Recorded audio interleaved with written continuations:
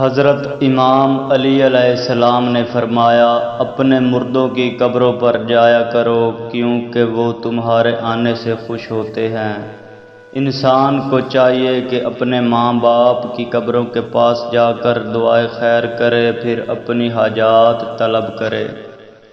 حضرت امام حسین علیہ السلام نے فرمایا، خدا کی جنت دنیا میں کبھی دیکھنے کا شوق ہو تو فقط ایک بار اپنی ماں کی گود میں سو کر دیکھنا۔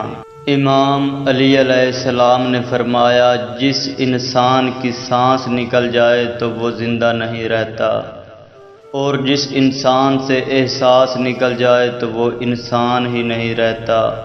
حضرت محمد صلی اللہ علیہ وسلم نے فرمایا، میرے اور اپنے باپ کے بعد حسن اور حسین تمام اہل زمین سے افضل ہیں، اور ان کی ماں تمام اہل زمین کی عورتوں سے افضل ہیں۔